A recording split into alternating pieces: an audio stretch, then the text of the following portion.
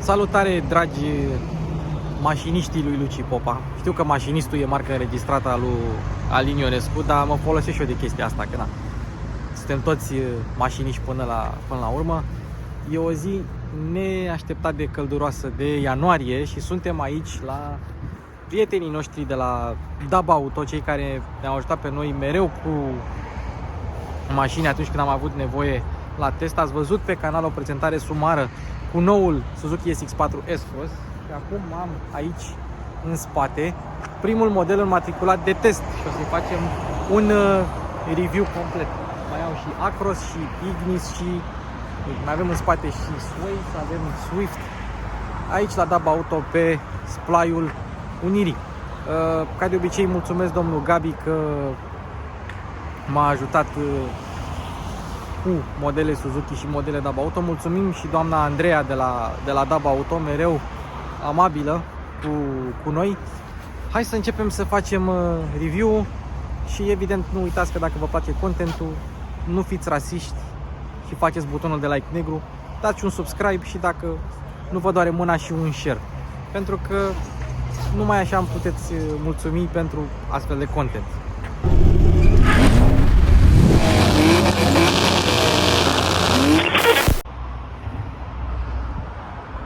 Și uite și mașina în toată splendoarea ei. Bun, hai să începem cu prețurile mașinii, pentru că s-au anunțat prețurile. De fapt, primele modele au fost deja livrate, vreo 2-3. 16.110 euro cu TVA inclus și rabla pentru versiunea Cool. Dar ce e interesant, pentru că chiar și versiunea de bază vine cu jante de aliaj de 17, fază scurtă și fază lungă cu LED, dar farurile nu sunt automate.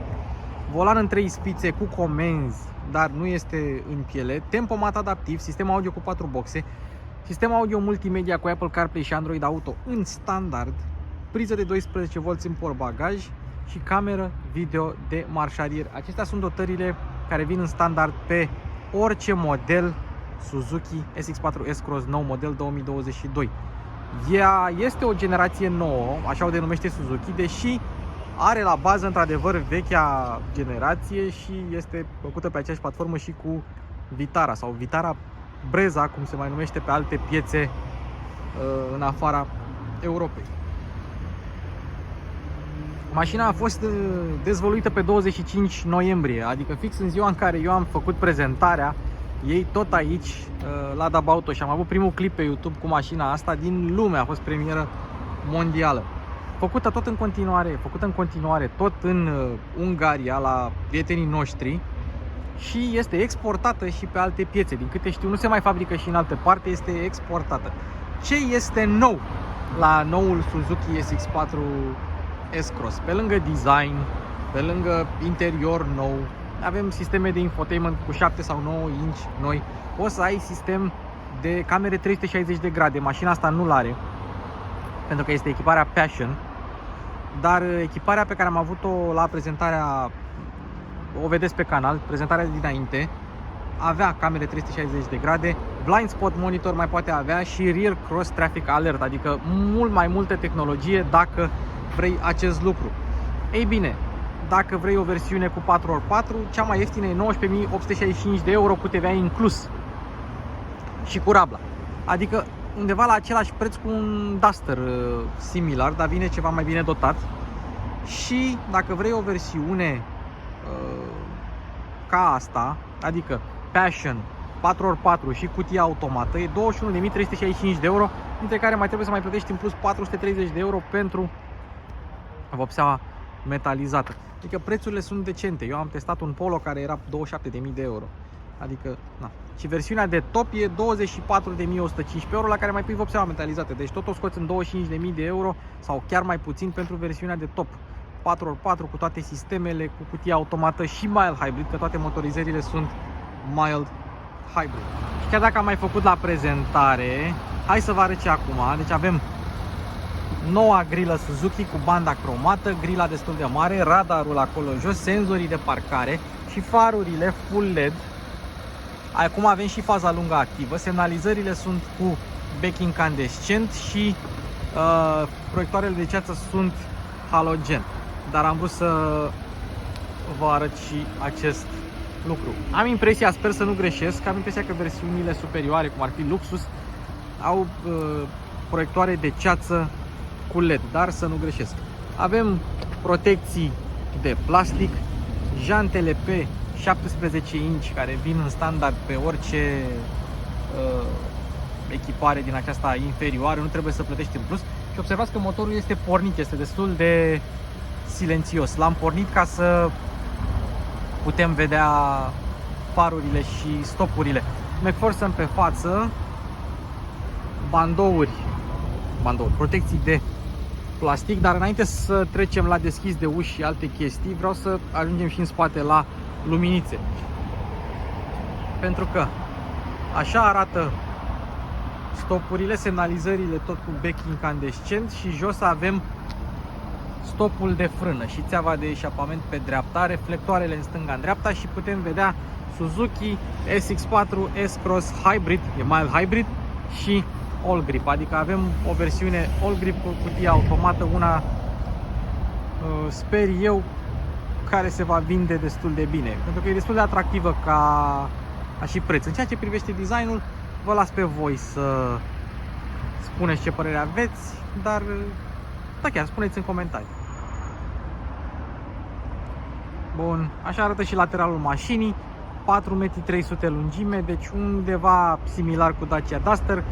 Da, garda la sol într-adevăr e ceva mai joasă decât la Duster, 175 de mm, înălțime 1,59 m, lățime 1,78 m și ampatament 2,6 m în cap. Voi spuneți cum doriți, voi spuneți dacă vă place cum arată.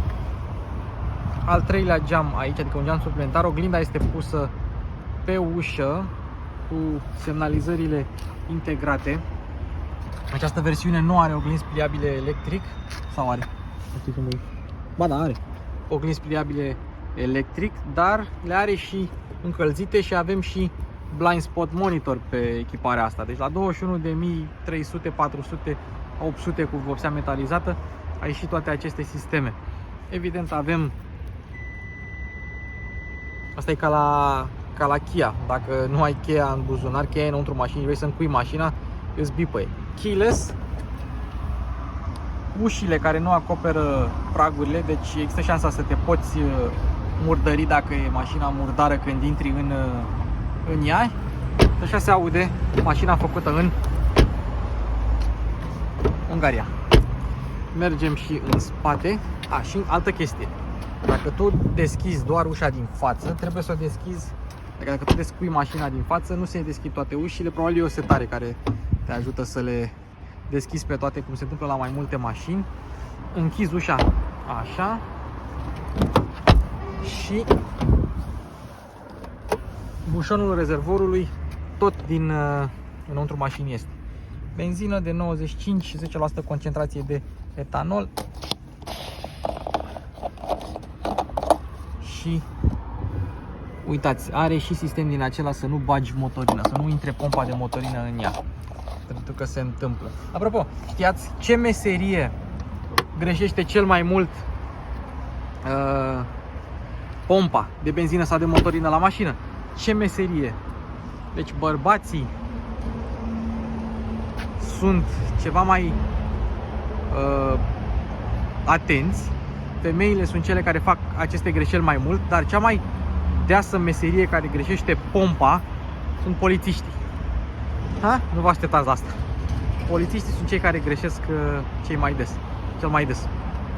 Pe spate avem, indiferent de versiune, indiferent dacă vrei 4x2 sau 4x4, ai punte spate rigidă cu bară de torsiune. Mazda mai face chestia asta, să pună bară de torsiune pe integrală, și Suzuki mai face acest lucru. Și cam așa arată mașina cu portbagajul deschis. Indiferent de versiune, primești un volum de 430 de litri. Ai un spațiu de depozitare acolo, un spațiu de depozitare aici, una bucată cârlig, una bucată lumină, una bucată priză 12 V, indiferent de versiune. 430 de litri în această configurație, cu o margine de încărcare de jumătate de palmă, însă avem o bucată de podea falsă, care se montează foarte ușor și atunci nu mai ai deloc margine de încărcare și dacă vrei să rabatezi bancheta, ai podea plană și un volum total undeva la 1230 de litri, dacă mi-aduc aminte eu bine. Încă un lucru interesant, deschizi podea falsă, mai ai încă o podea falsă cu material fonoabsorbant și ai aici kitul de pană, nu ai roată de rezervă. Aia, nu le poți avea pe toate. Podeaua falsă are un mod de a sta fixă, nu-ți cade în cap, dar după aia poți să o pui la loc liniștit. Și rabatatul banchetei, care este 60-40, se realizează de la acest mâner de aici. Face așa și se duce ca și când ar fi un câine excitat, cam așa ar fi. Și se ridică sus și nu îți cade sau nu îți prinde centura. E bine de știut că nu îți prinde centura. E bine de știut și mai mult ai spătar rabatabil la banchetă.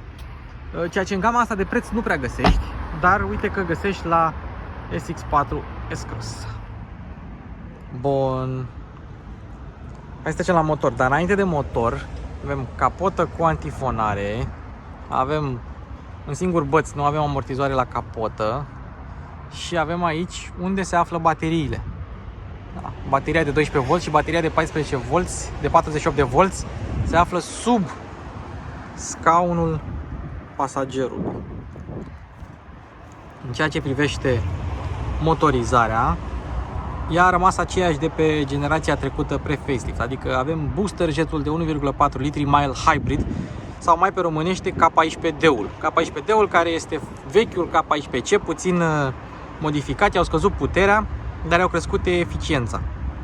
Și avem 1373 cm3, alezaj 73, cursă 82, distribuție cu lanț, 2 axe, 16 valve, distribuție variabilă, 10,8, 10,9, depinde unde te uiți, raport de compresie și avem așa 129 de cai putere din motorul termic la 5500 de rotații pe minut, acolo unde devine el mai zgomotos, și 235 Nm între 2000 și 3000 de rotații pe minut, deci acolo are cuplu maxim.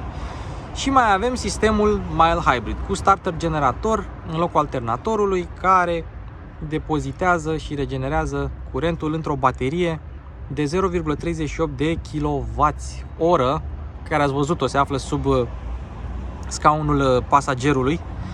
Acest motor mai produce 13,6 cai putere, adică 10 kW și 53 de Nm. Da, uitasem cifra, 53 de Nm. Ajută la accelerație, regenerează curent, mai alimentează niște consumatori și astfel ajută mașina să aibă un consum declarat de 5,3 dacă ți iei manuala cu tracțiune față sau automata cu 4x4, 6,1 consumul mediu declarat. Cutiile de viteze sunt două la număr. 1. Avem manuala cu 6 rapoarte și atunci avem un timp de accelerație de la 0 la 100 în 9,5 secunde, viteză maximă 195, sau automată, aceeași viteză maximă 195 de km pe oră, dar timpul de accelerație pentru 4x4, dar și pentru 4x2 crește la 10,2 secunde. Însă, ce trebuie să știți voi aici? Dacă alegeți manuala, atunci la 130 de km la oră veți avea 2777 de rotații pe minut. Dacă alegi automata, vei avea 2514 rotații pe minut la 130 de km la oră. Deci, probabil, cine face mulți kilometri pe autostradă va fi mult mai mulțumit cu automata. Și automata, într-adevăr, este o cutie destul de lungă pentru o cutie cu convertizor de cuplu cu 6 rapoarte. Deci, țineți minte acest lucru. Toate sunt mai hybrid, toate sunt 1.4, toate 129 de cai putere. Cutia diferă și sistemul de tracțiune integrală. Și, repede, până nu uit, diametrul de bracaj 10,8 metri, indiferent de versiune, și tot indiferent de versiune ai discuri ventilate pe față și discuri normale pe puntea spate. Nu ai tamburi pe spate la Suzuki SX4 S-Cross. Și evident direcția este asistată full electric. SX4 S-Cross nu este o mașină grea. adică la gol cântărești undeva la 1200 de kg, o versiune ca asta, 4x4 cu cutie automată, între 1310-1330 de kg la gol, mai pui niște lichide în ea, 1385 de kg și am uitat să zicem și de rezervorul de combustibil care are un volum de 47 de litri.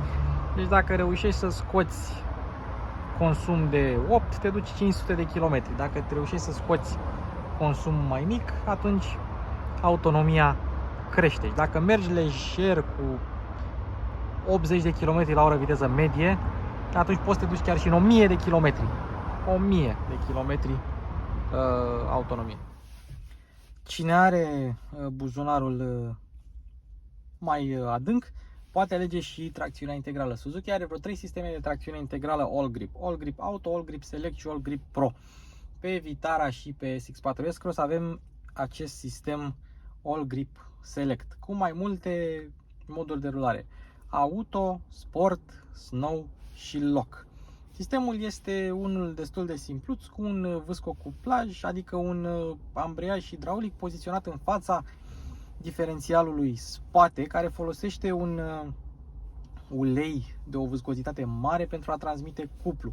Atunci când există diferență de viteză a roților, când mașina simte că patinează roțile față, atunci se încălzește acel ulei și se extinde, expandează. E bine, de la această presiune se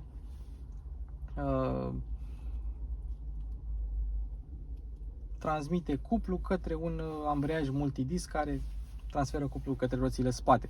Mai avem și ceva ce se numește Synergetic Vehicle Dynamics Control, adică un sistem de senzori care monitorizează tot felul de parametri, astfel încât mașina să răspundă cât mai rapid. ESP-ul este și el setat diferit în funcție de modurile de rulare alese și pe modul Sport avem și un răspuns mai bun, dar și un ESP ceva mai permisiv, să simți tu că mergi cu mașina.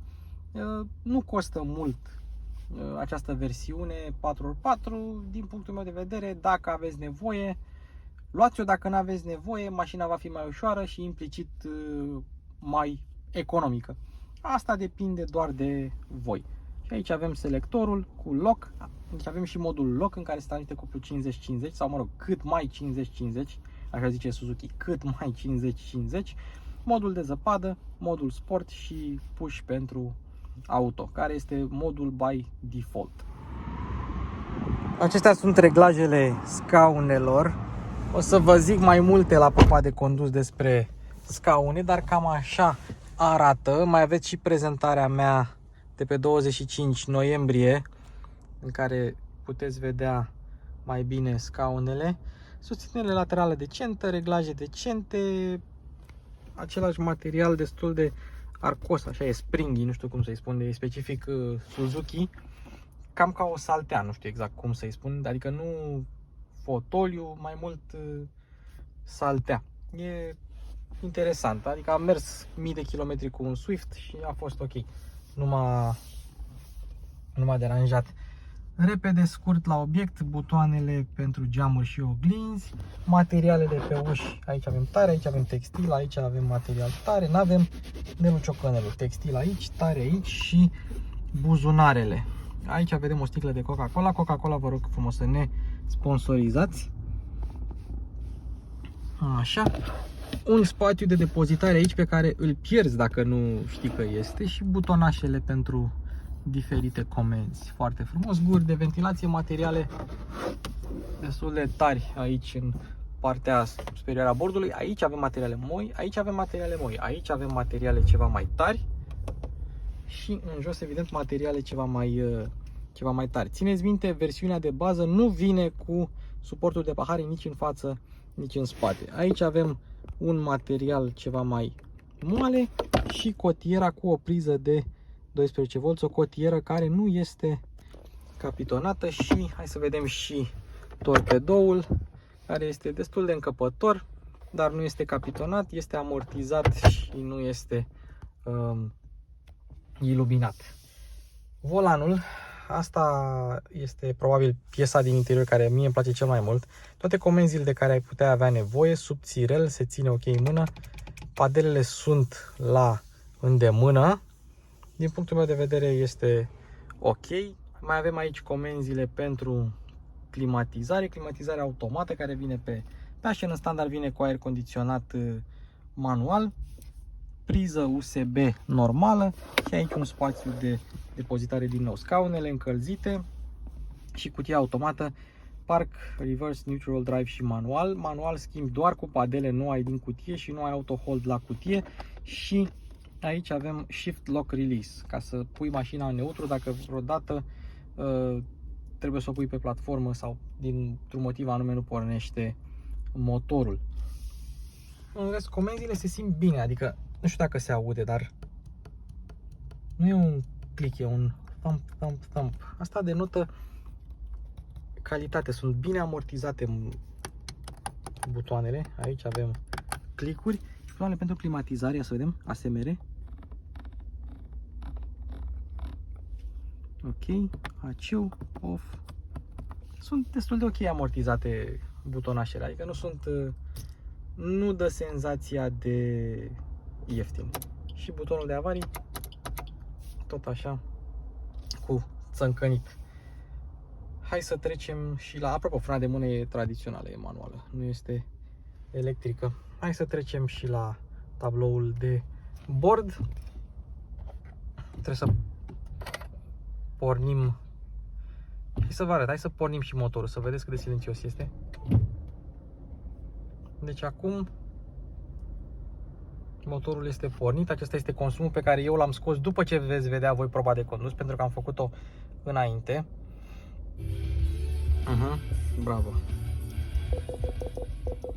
Ei bine, asta e chestia, că dacă lași muzica oprită, când va porni la volum. Cred. Sper să nu greșesc. Și aici avem tabloul de bord. Tripul se resetează de aici.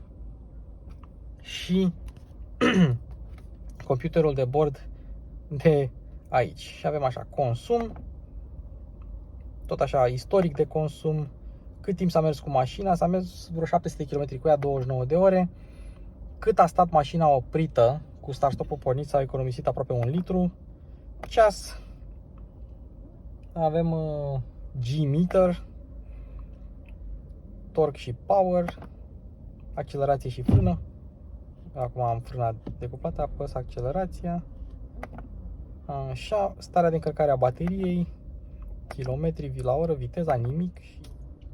Da, am greșit eu. Deci când o dai pe mut, rămâne pe mut când repornești motorul. În prezentarea mea de pe 25 noiembrie, mașina avea sistemul de infotainment de 9 inch cu navigație. Aceasta este versiunea de bază care vine pe toate versiunile, 7 inch, Apple CarPlay, Android Auto în standard. Practic, versiunea la 16.000 de euro, dacă ar fi avut în plus scaune încălzite, ar fi fost perfectă, pentru că avea Apple CarPlay, tempomat adaptiv, aer condiționat, comenzi pe volan.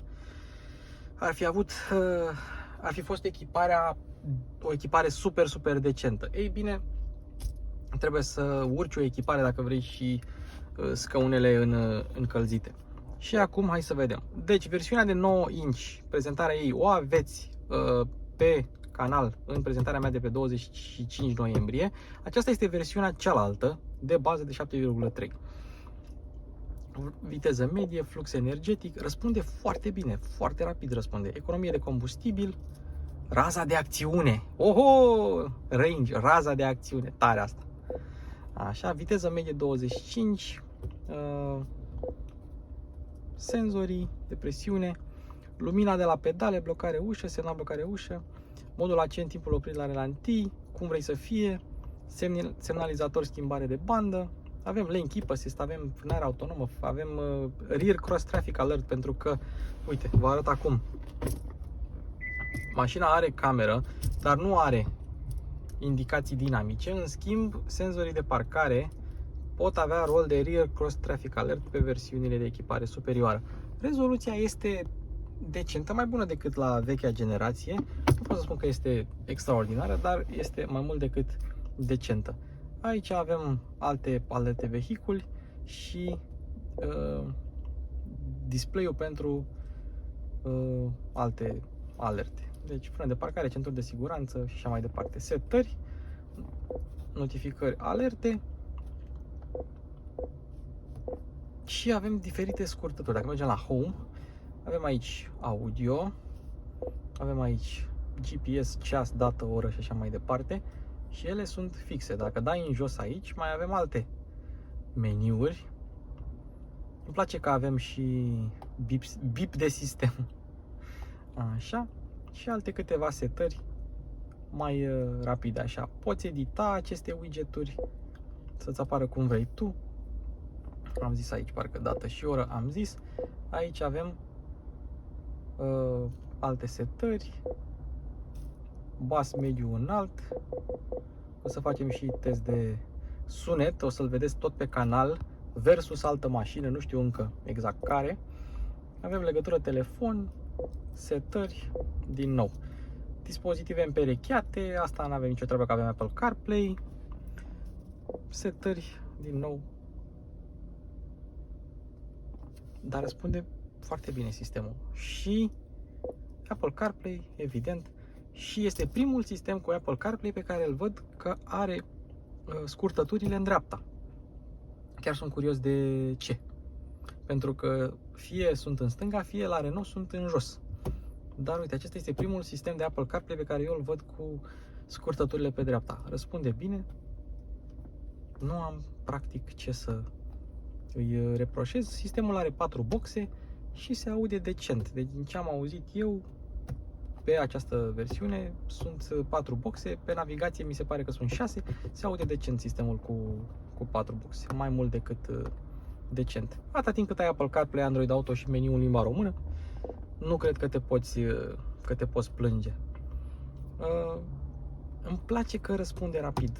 Adică poate nu avea grafica, poate nu-ți iau ochii cum îți iau alte sisteme, nu știu să zic Volkswagen, dar nu are lag. Nu are lag. Și pentru asta merită o mică laudă.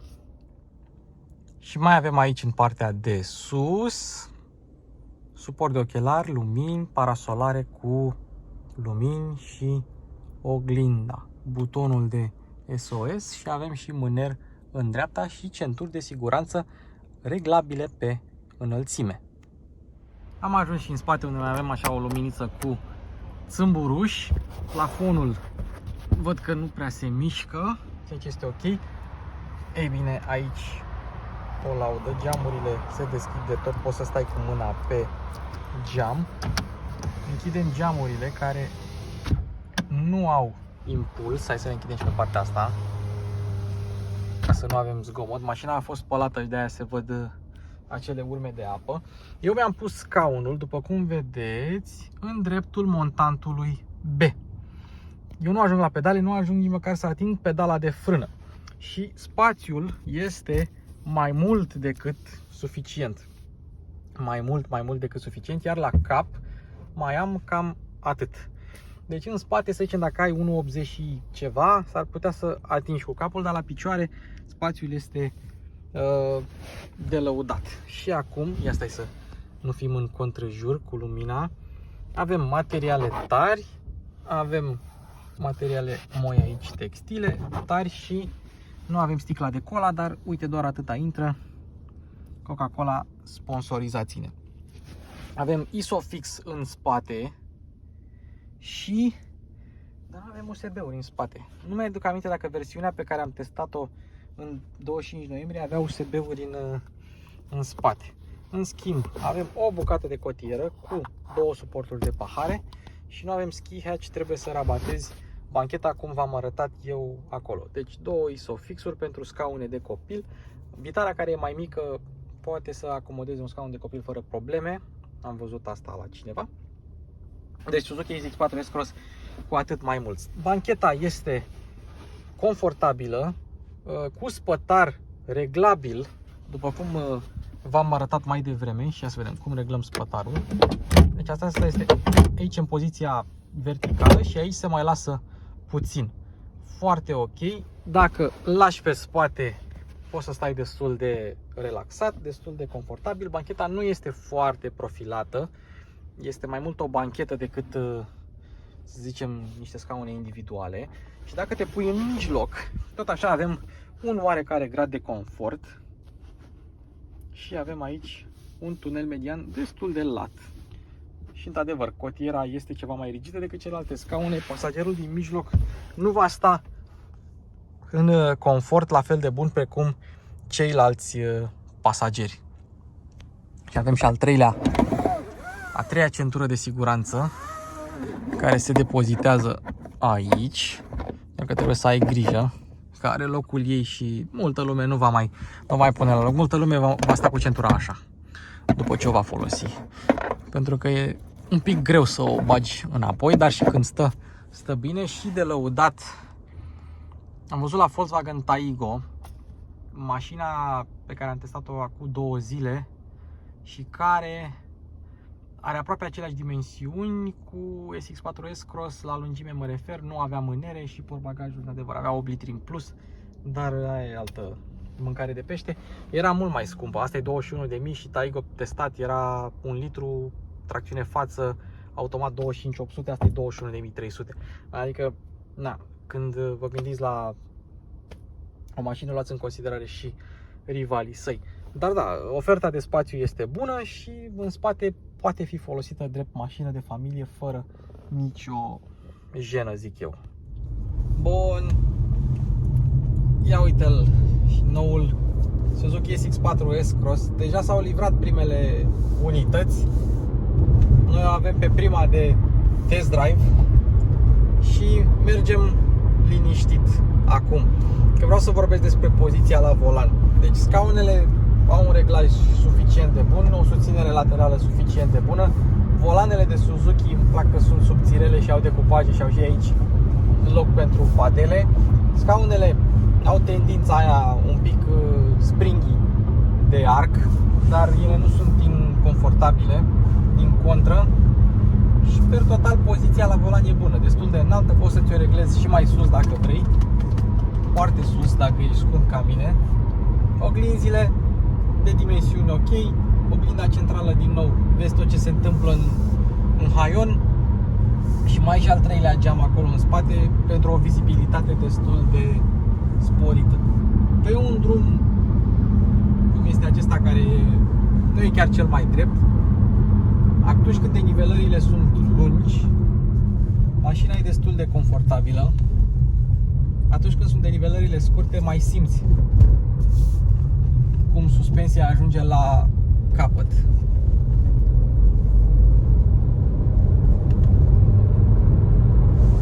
Acum avem o urcare destul de mare.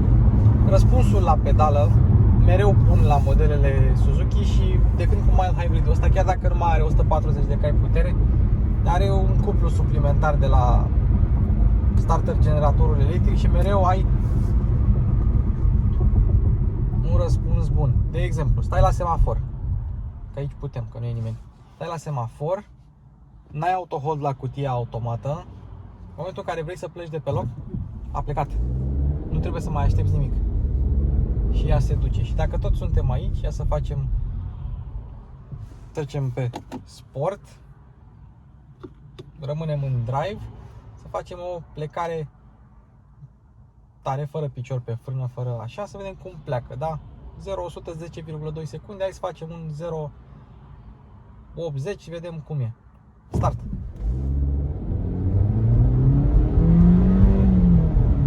Un pic zgomotos motorul după 5000 de rotații pe minut, 100. Nu mi se pare că se chinuie. Hai să pe auto, rămânem pe auto.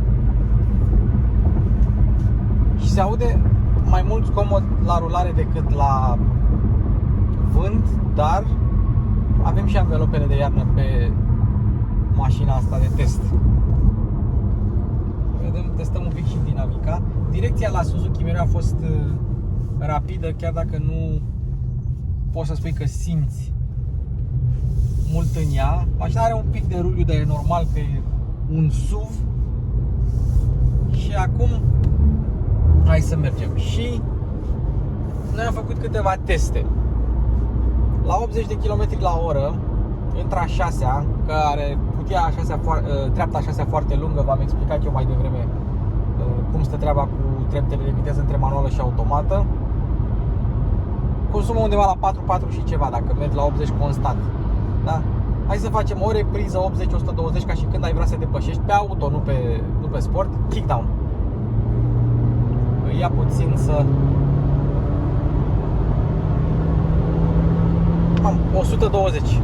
Deci cam atât i-a luat să urce de la 80 la 120 în kickdown. Mașina nu are pedală de kickdown, nu are pastilă de kickdown, dar deci când îți înfiși piciorul, iar răspunsul e decent. Este decent. La 130 de km la oră mașina consumă undeva în jur de 7 constant. Ceea ce nu e așa de rău, 6, 9, 6, 8, 7 pe acolo.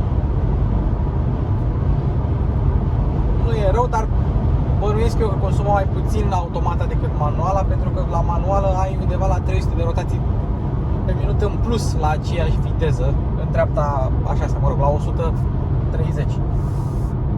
Am făcut și test de sonorizare test de antifonare cu decibelmetru. La 80 de km pe oră am avut o medie de 65,3 decibeli și la 130 de km la oră am avut 69,1 decibeli media. Că vârfurile au mai fluctuat în funcție de ce de nivelări am avut. Deci 65 cu 3, 69 cu 1, 80, 130. Și acum să vedem, facem o depășire la autostradă.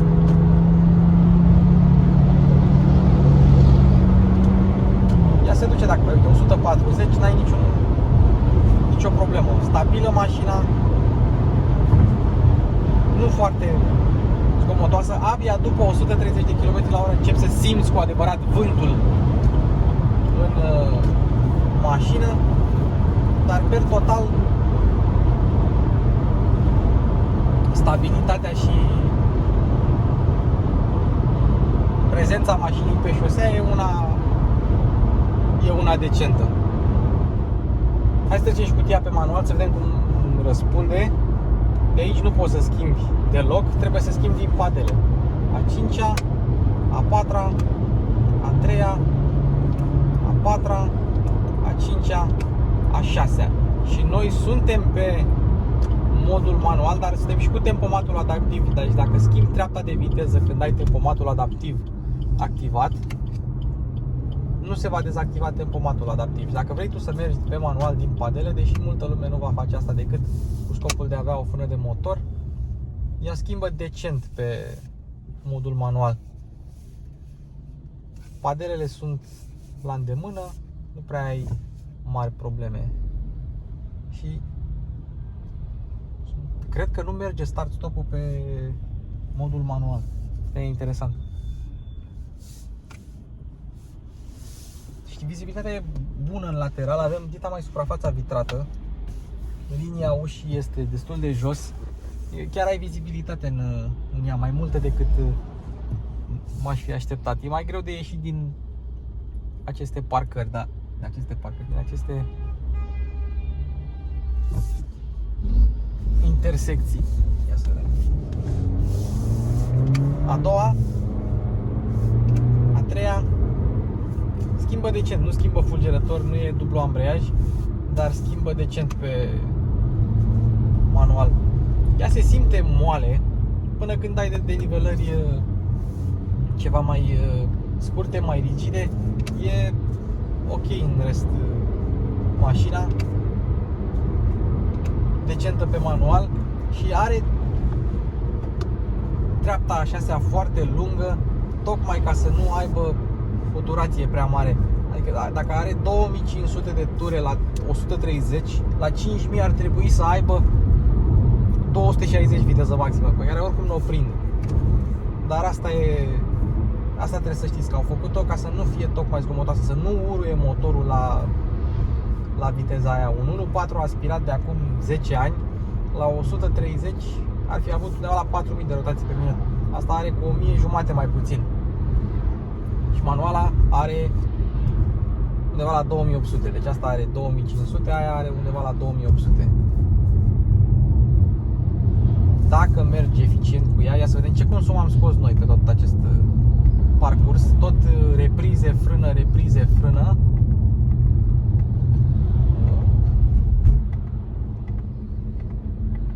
,1, ceea ce nu e rău deloc. Deloc. Și chiar dacă simți că mașina e un pic subturată în anumite scenarii, tot ce trebuie să faci e să apeși pe accelerație un pic mai tare și își revine. Eu nu vine să cred cât soare e în ianuarie acum, când filmăm noi.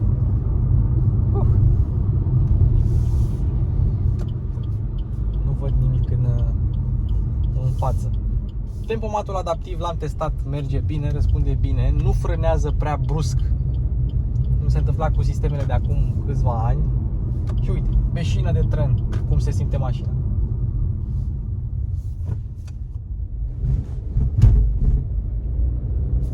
E decentă. Și dacă accelerezi mai tare, ea nu mai subdurează, se duce în 3000 de rotații pe minut. Și dacă o punem și pe sport, atunci și răspunsul motorului se îmbunătățește și cutia o ține mai sus, 3500, adică nu mai schimbă la 3000, se duce spre 4000, dar și răspunsul SP-ului este un pic întârziat, ca să simți tu că conduci mașina. Și uite, la 120 la oră, un pic de accelerație și mașina, nu e kickdown, și mașina s-a dus. Deci pe sport se schimbă un pic răspunsul dacă îți place să mergi pe sport. Suzuki recomandă să mergi pe sport pe drumuri virajate, nu prin oraș. Punem pe auto și mașina se conduce mai mult decât decent. Undeva la 60, 70, 80, acolo chiar simți că e silențioasă mașina. Ușor de manevrat în oraș, ușor de schimbat banda, destul de ușor de parcat, cameră de marșarier în standard, culmea, și jante pe 17 din aliaj ușor, Apple CarPlay tot așa în standard, cel puțin așa zice Suzuki.